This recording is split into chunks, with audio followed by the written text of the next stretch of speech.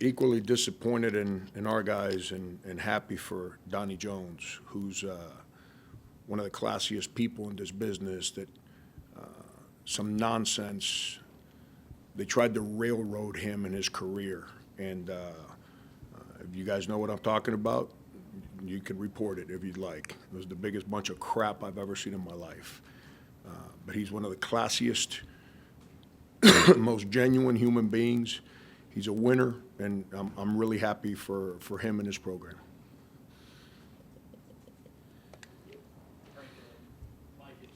And said maybe the team wasn't mentally ready to play. Just I don't know. That's what I was mentally prepared. That's what they told you. Obviously, that's why we lost. what made their zone so hard to crack? That their guys wanted to play and ours didn't.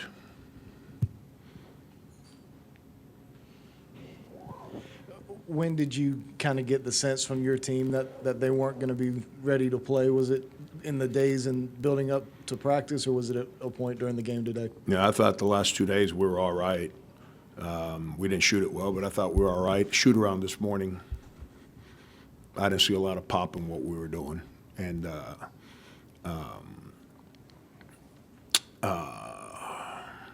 in the first shot of the game, Jair shoots an air ball, and it just kept going. So, Frank, Justin talked about it being a little bit passive today on offense. How do you go about correcting that, or is that something that just has to come natural to this team? yeah, I've tried to explain this to you guys before. To change behavior it's all I talk to the guys about before the game is let's figure out who we are. We can't be Jekyll and Hyde. You can't be both. We got to have one personality. Who are we?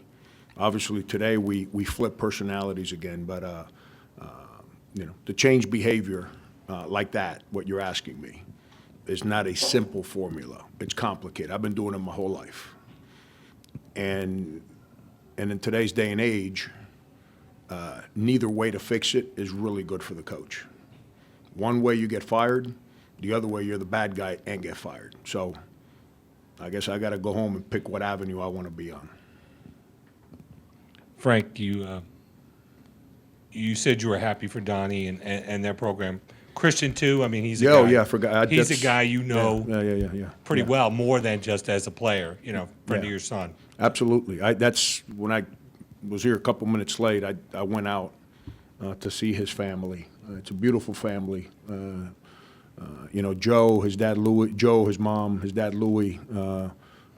They're great people. Obviously, him and my son were teammates. They both transferred in to Cardinal Newman as sophomores, and they were teammates for 3 years. And I saw them go from being very immature kids as sophomores, my son and him, and become pretty tight knit and lead that school. I think they lost in the championship game to Porter Goud that year, if I'm not mistaken. I was at that game, but really happy for Christian. It's one of I scheduled the game for 2 reasons. I scheduled number 1 for Donnie Jones, and number 2 for Christian. He's a wonderful kid, and it's a wonderful family, and he deserved the right to play here in his home before he graduates from college. Can you expand on what those 2 avenues are? Now, you must have missed my last press conference when I spoke about that, but yeah, I'll be more than happy to explain it to you since I don't want to talk about my team. Patience, and you just keep repeating yourself. That's what Bill Snyder told me my first year here, where I was trying to change behavior, and I was really frustrated trying to change behavior. And Bill Snyder said to me, he says, don't worry about winning. I used to come in there my first year at K-State when we were 1-21 for the first 2 years, and I used to very patiently ask the team, player by player, the same question every day. What do you want to get better at today? And he had a I guess a graduate assistant or somebody write every kid's answer. They go practice. When practice ended, they sit down and meet again. And then he'd go question by question, player by player. He'd say, number 52, just to say a number. You told me that you wanted to get better today at your footwork. Well, watching practice, you spent very little time working on it. So how is it that you're getting better if you didn't work at it? And so that's the patient way of changing behavior. You do it through education and taking your time and being repetitive. Well, how much patience do you have for coaches at South Carolina to go through that? Probably not much. I don't have it either, so that's very difficult for me.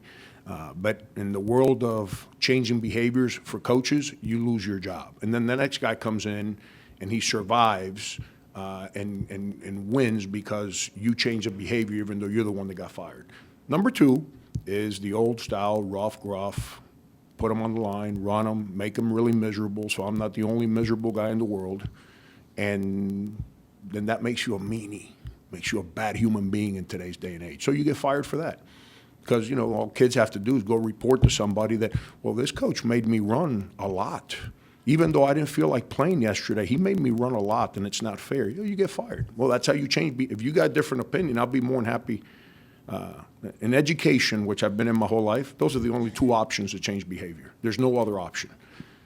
You tell me which option is number three, I'll be willing to listen. Because obviously right now, we're two different teams, and it all depends on how our guys feel like performing on that day that determines what team we are. Which way have you tried this year? Patience, which I'm not very good with. Patience. And I thought we had it figured out, but obviously we didn't. So I got to go home and sleep really, really hard, whatever I can sleep, to figure out how I need to take this next 6 days on. And why didn't AJ play the last 6-7 minutes? I don't know. You ask me. Ask him. Why are you asking me? You see him play the first 6 minutes? Would you have kept playing him? I'm asking you. You're asking me a coaching question, so I'm going to flip it on you. I'm going to be the reporter. I'll let you be the – you're asking me why he didn't play. I'm going to then flip it on you. If you watched the game, if you watched how the game was going, would you have played him? Yeah. You would have? Good. Then you make your decision, I make mine. Nothing wrong with that. Like, you're going to write your story. What, am I going to get mad at what you write? It is what it is. What was tough about with AJ and Jair just against that zone? Was it just something you didn't get from him that you saw? I got no idea, man. I got no idea. He was one of the guys that got off the plane with he had a little fever that first day, and his throat was all red and swollen. But he practiced yesterday, so it's not like he didn't practice. So I got no idea. You got to ask them. You're asking me to speak on something that I only have one kind of answer for right now, and it's not fair to them for me to express publicly what I think. So when next time you have a press conference, ask for them and ask them that question. If you ask me, next time you see me, I would have had conversations with them so I can tell you what they told me. Frank, how would you evaluate your front court outside of Mike? What do you feel like you're Yeah, not we get getting? nothing. Yeah. Get nothing. Get nothing. We get nothing. I mean, Wildens went in there and gave us a little energy, which was good to see because he wasn't very good in practice the last 2 days. But he gave us a little competitiveness. It's funny, some other guys played 20 whatever minutes, and he grabbed more offensive rebounds in 3 minutes, and those guys grabbed their whole time out there. Heck, he grabbed more offensive rebounds than a lot of guys combined. Wildens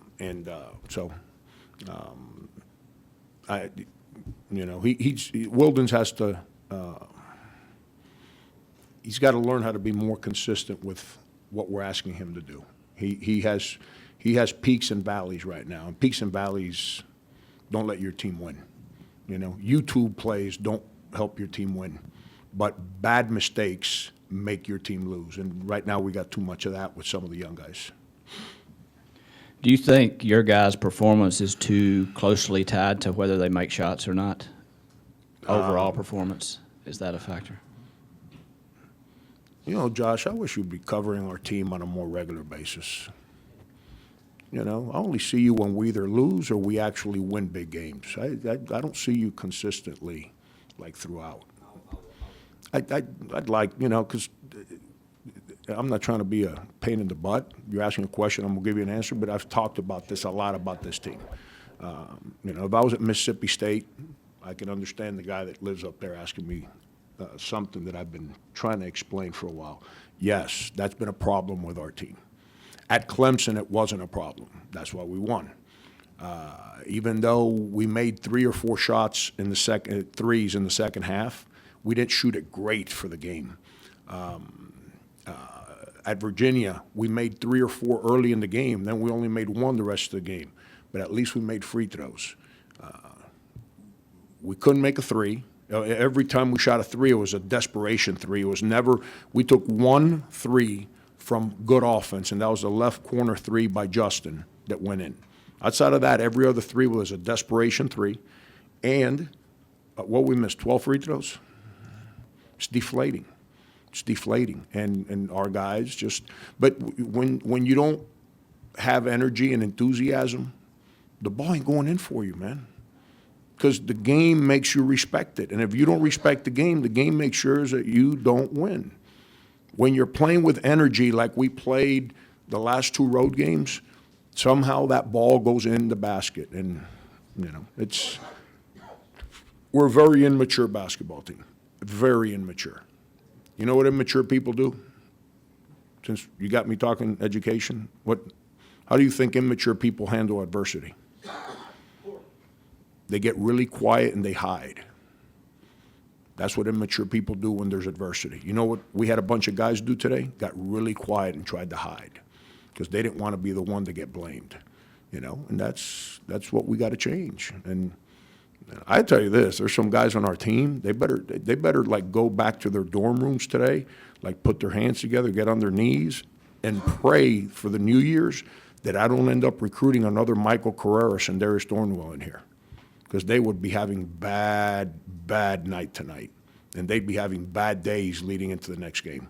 You know, but I don't have that right now. I don't have anyone on my team that has that kind of personality to demand that others do things the right way. I got no idea. I've never seen it happen that way. Frank, you just kind of mentioned it about the Beasleys, the Carreras, the Sins, the leaders. Who is that guy on this team, or who do you need to be that guy on this team? I can't need anyone to do it because as a coach, you need whoever wants to do it to do it. We've yet to have anyone step up and be willing to do that for this team. Mike Coatsar tries, but Mike's just too nice a kid. You know, I don't know if you remember, Josh, since we're going back in time here, and I'm picking on you because I only see you after bad losses and big wins. I don't see you. You remember the first game I ever coached in this building? No. You were probably covering those left tackles with Phil Kornbluth. Aren't you happy that you don't have to do that anymore? We were down 15 at halftime to Wisconsin-Milwaukee. They came out the first play of the second half and made a 3. I had to call timeout like a minute into the second half. My man Michael Carrera, who had no idea what he was doing, came in the huddle and lost his mind and threatened to basically decapitate everyone on the team. Without knowing a single thing about college basketball, not knowing anything about what I was asking him to do, he single-handedly brought us back and helped us win that game. And from that day forward, everyone knew you better do what Michael tells you to do or we're going to have an issue. You know, Sindarius, same thing. Sindarius would come into practice. You didn't want to practice, he'd match up against you so he can embarrass you every single play. If you had no desire to compete, he wouldn't. He'd make sure that you and him were guarding each other in practice, and he'd just embarrass you every play. And that was from day one. We don't have that right now. We just don't. So that kind of answers, Dave, that kind of answers your question a little bit, and it kind of goes back to what he was asking me.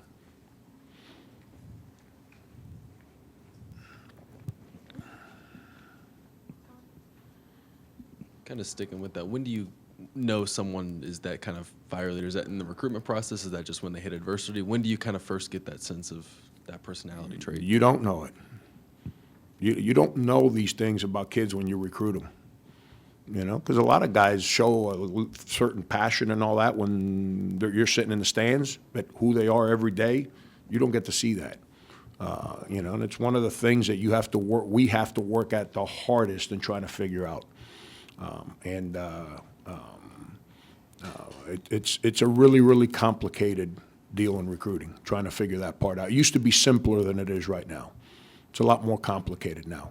The biggest problem with that is that when you're recruiting, not enough people tell you the truth anymore. Like when I was a high school coach, if you called me about player A and you came to practice, I said, you really want to sign him?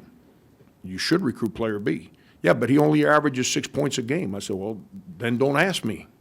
But you're asking me, I'm going to tell you, player A is a pain in the you-know-what. Player B might only average 6 a game. He's going to help you win some games. We used to have that a lot more in high school basketball. We missed that. We don't have enough guys that tell us the truth in recruiting anymore. You know, everybody's trying to be associated with helping a young person be the next player in college, and they think that the way to do that is by omitting some stuff from you. So it's really hard to figure that part out. Last question to John. Josh, I got you confused today, man. You're looking at me kind of weird. Fussed at? You call that fussing? Don't come to practice. Holy cow. Oh, you sound like my mom. Every time I make a face, she says, why are you looking at me like that? I'm like, oh, Jesus. No. Can you show Josh Fustat, please? What's that? Can you show Josh Fustat? Oh, my God. I should open practice and let him come in there. Now, you mentioned several times last year after the Christmas break that you were really happy with the team and how they approached those first couple days of practice. Did you accentuate that message before they left after the Virginia game? And what did you see that was different this year as opposed to last year? Yeah, I just you go back 2 years ago after the Final Four.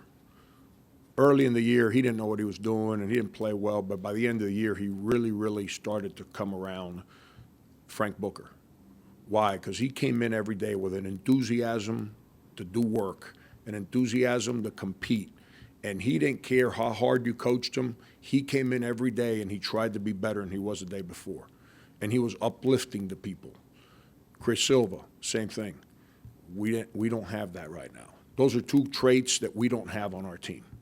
We got guys that come in and they play and compete because they're supposed to, but they're not demanding that other people do it too. You know, and I'm telling you, John, I thought our practice, let me see, we got back on the 27th. We had a simple workout the night of the 27th. I thought it was okay. Not great, but I thought it was okay. I thought we were pretty good on the 28th. I thought we were okay yesterday. I didn't expect, after yesterday's practice, I didn't go home and say, yeah, we got no chance. We didn't make a single shot in practice. I told the team at the end of practice, I said, listen, man, we didn't shoot it well today. Advice to you as a coach is you better come back in the gym sometime tonight and find the basket, you know, and shoot balls. And I haven't asked whether we did that or not. I really haven't. But then a shoot-around today, you know, we had the, you know, shoot-around was at, what time, 10? And, you know, we had guys in there with, you know, swollen eyes, like they've been wrapped up in a blanket till like 9:35, and we were real quiet. I don't like, it's game day, man. There's no place to be quiet. It wasn't like that going into Clemson. It wasn't like that. Even Houston, we lost here because we didn't score, but it wasn't like that going into that game. It wasn't like that going into the Virginia game, but it was, just like it was against Boston University. It was. And, you know, you can't fake the funk, man. You got to be who you are, because the games don't go away. We got to go out there and perform in front of people and compete. You're not faking the funk. You're going to get exposed when you're not prepared to go do what you're supposed to do and be excited about the opportunity. And that's the immaturity with this team I can't figure out. And, you know, I got to figure it out. It's my job. This is what will give me peace as I lay in my bed tonight, stare at the ceiling. For 34 years, I've been able to figure that out. You know, 34 years I've been able to lay there and figure out what button to push, how to do something to get our team to play better at the end of the year. Obviously, whatever I did the last 2 or 3 days wasn't good, because if it was good, we wouldn't have played that way. So I got to figure out a way. I got to figure out a way next 6 days to get us ready for Florida. I mean, we got good guys. They're not bad guys. I've coached bad guys. We don't have bad guys. We got good guys. But, you know, it's I guarantee you, Michael Ross never played a single day of college basketball. If he was in our locker room, the little I know Michael Roth, somebody be in a bad mood in that locker room right now, other than him. You know, we don't have that right now.